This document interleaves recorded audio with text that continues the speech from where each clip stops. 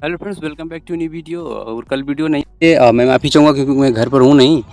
तो आज हिस्ट्री का क्वेश्चन अपलोड 30 क्वेश्चन है, जो पार्ट 2 है और पार्ट 1 अपलोड हो चुका है। तो पहले जाकर देख लीजिएगा, डिस्क्रिप्शन में लिंक मिल जाएगा आपको। तो पहला क्वेश्चन हमारा है, चंद्रगुप्त मौर्य ने किस यूनानी सम्राट को हराकर उत्तर पश्चिम भारत को जीता था? राइट आंसर हमारा होगा ऑप्शन सी, सेल्यूकस निकेटर को। ऑप्शन इसका राइट आंसर होगा सी। चंद्रगुप्त मौर्य ने यूनानी राजा सिकंदर के सेनापति सेल्यूकस निकेटर को हराया था। अगला क्वेश्चन हमारा है, चंद्रगुप्त मौर्य ने किस धार्मिक संप्रदाय को अपनाया था? किस धार्मिक संप्रदाय को अपनाया था? तो इन्होंने अपनाया था जैन धर्म को अपना लिया था। ऑप्शन सी इसका राइट आंसर है। मौर्य साम्राज्य के संस्थापक चंद्रगुप्त मौर्य ने अपने अंतिम वर्षों में जैन धर्म को अपना लिया था। वे जैन शिक्षाओं और जैन संत तथा भद्रबाहु से भी प्रभावित थे। ऑप्शन सी राइट आंसर होगा। अगला क्वेश्चन है, अर्थशास्त्र किस मौर्य मंत्री ने रचित ग्रंथ है? किस मौर्य मंत्री द्वारा रचित ग्रंथ है? तो आप लोग सभी चाणक्य के तो जानते ही होंगे। तो राइट आंसर हमारा होगा विष्णुगुप्त, चाणक्य, कौटिल्य, सब इनका ही नाम था। तो राइट आंसर हमारा होगा ऑप्शन ए, विष्णुगुप्त। अगला क्वेश्चन हमारा है, चंद्रगुप्त मौर्य के दरबार में सेल्यूकस का राजदूत कौन था? सेल्यूकस का राजदूत था मेगास्थनीज। राइट आंसर हमारा होगा ऑप्शन सी। और यह इन्होंने इंडिका नामक ग्रंथ लिखा जिसमें मौर्यकालीन भारत का वर्णन है। अगला क्वेश्चन हमारा है, अशोक का राज्याभिषेक कब हुआ था? अशोक का राज्याभिषेक हुआ था 268 ईसा पूर्व। इसका राइट आंसर हमारा होगा ऑप्शन बी। बिंदुसार की मृत्यु के बाद 268 ईसा पूर्व सम्राट अशोक बना। 20 मोस्ट इंपॉर्टेंट क्वेश्चन है जो इससे सी में पूछे गए क्वेश्चन है और इम्पोर्टेंट क्वेश्चन हैं। कलिंग युद्ध किस वर्ष हुआ था? कलिंग युद्ध किस वर्ष हुआ था? तो हुआ था ऑप्शन बी, इसका राइट आंसर होगा 261 ईसा पूर्व। कलिंग युद्ध में भारी जानहानि के बाद अशोक बौद्ध धर्म को अपना लिया। अशोक के राज्याभिषेक 8 वर्ष बाद 261 ईसा पूर्व में कलिंग युद्ध में हुआ था। कलिंग युद्ध में हुआ था, इसका राइट आंसर होगा। अगला क्वेश्चन है, कलिंग युद्ध के बाद अशोक ने किस धर्म को अपनाया था? तो इसका राइट आंसर होगा बौद्ध धर्म को अपनाया था। ऑप्शन इसका बी बिल्कुल राइट आंसर होगा। कुछ क्वेश्चन पहले पार्ट में हैं और मिलाए लिए गए हैं क्योंकि इंपॉर्टेंट क्वेश्चन है। जो लोग भी नहीं देखे हैं पहले पार्ट को जरूर देखिएगा। अशोक के शिलालेख किस लिपि में लिखे गए हैं? अशोक के शिलालेख लिखे गए हैं ब्राह्मी प्राकृतिक भाषा में। इसका राइट आंसर होगा ऑप्शन ए। अशोक के अधिकांश शिलालेख प्राकृतिक में लिखे गए हैं और ब्राह्मी लिपि में लिखे गए हैं। प्राकृतिक शिलालेख में और खरोष्टी लिपियों में लिखे गए थे, जिन्हें एक सामान्य लेखक भी पढ़ और समझ सकता था। तो राइट आंसर ऑप्शन ए होगा, बिल्कुल राइट आंसर है। अगला क्वेश्चन हमारा है, अशोक ने किस स्थान पर बौद्ध धर्म की तीसरी संगति करवाई थी? किस स्थान पर करवाए थे? तो उन्होंने करवाया था, ऑप्शन इसका राइट आंसर होगा पाटलिपुत्र में। ऑप्शन सी इसका राइट आंसर है। पाटलिपुत्र अब किस नाम से वर्तमान में है? आप लोग कमेंट करके जरूर बताइएगा। तीसरी बौद्ध संगति 250 ईसा पूर्व में आयोजित की गई थी। अशोकराम विहार पाटलिपुत्र। अध्यक्ष थे मोगुल्लीपुत्र तिस्सा। संरक्षक अशोक मौर्य वंश। परिणाम हुआ था महाविवाह, शास्त्र का संकलन और बौद्धों का हिनायवादियों में विभाजन। बैकग्राउंड नॉइज़ को थोड़ा इग्नोर करिएगा, मैं आपसे माफ़ी चाहूँगा बैकग्राउंड नॉइज़ के लिए। अशोक द्वारा नियुक्त किए गए धार्मिक अधिकारों को क्या कहा जाता है? अशोक द्वारा नियुक्त किए गए धार्मिक अधिकारों को किया जाता है धम्म महानता।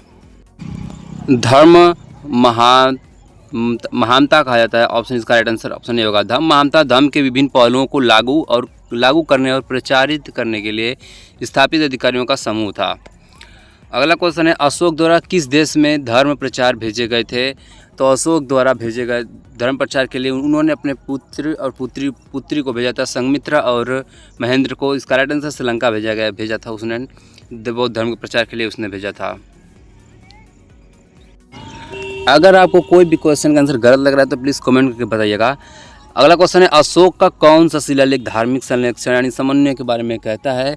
तो इसका राइट आंसर होगा 12वां शिलालेख। ऑप्शन बी इसका राइट आंसर होगा। अशोक का 12वां शिलालेख धार्मिक संरक्षण और समन्वय के बारे में बताता है।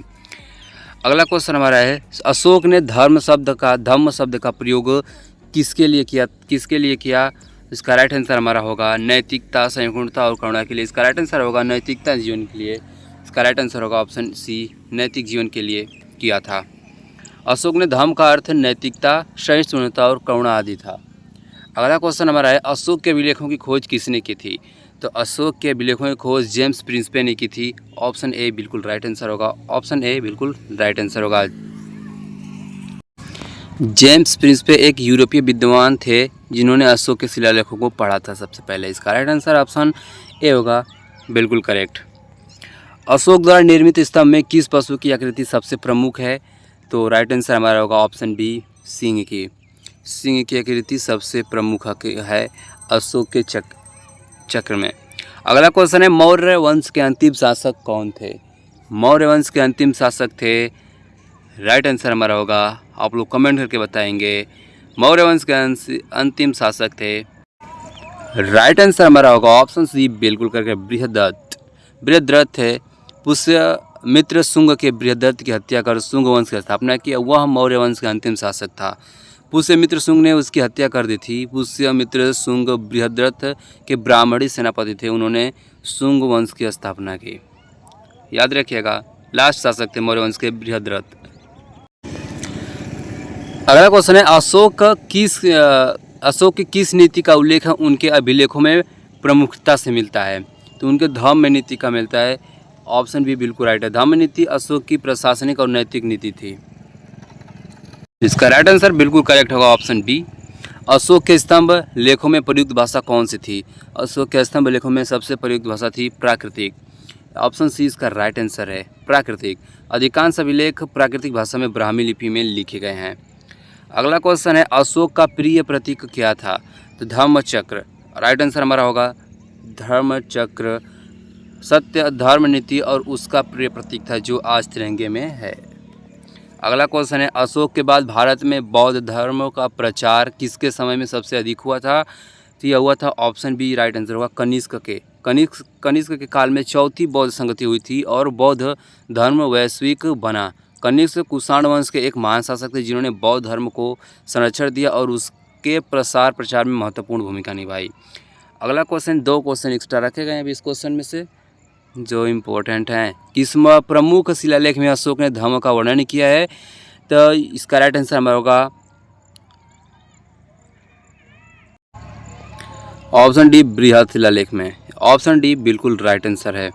अगला क्वेश्चन हमारा है, कौन सा पशु सारनाथ स्तंभ में बुद्ध के ज्ञान की प्राप्ति का प्रतिनिधित्व करता है? कौन सा पशु प्रतिनिधित्व करता है? तो यहाँ पर सभी पशुओं को दिया है। घोड़ा दौड़ता, पश्चिम घोड़े कंथक प्रतिनिधित्व करता है जिसे बुद्ध ने राजसी जीवन से दूर जाने के लिए इस्तेमाल किया था। एक बैल पूर्व वृषभ राशि चक्र दर्शाता है जिस महीने बुद्ध का जन्म हुआ था। एक हाथी दक्षिण रानी माया के सपने को दर्शाता है। एक सफ़ेद हाथी उनके गर्भ में प्रवेश करता है। और एक सिंह उत्तर आत्मज्ञान की प्राप्ति को दर्शाता है। तो राइट आंसर आप लोग कमेंट करके बताएंगे 22वां का। मिलते हैं नेक्स्ट वीडियो में, तब तक चैनल सब्सक्राइब, वीडियो को लाइक जरूर करिएगा।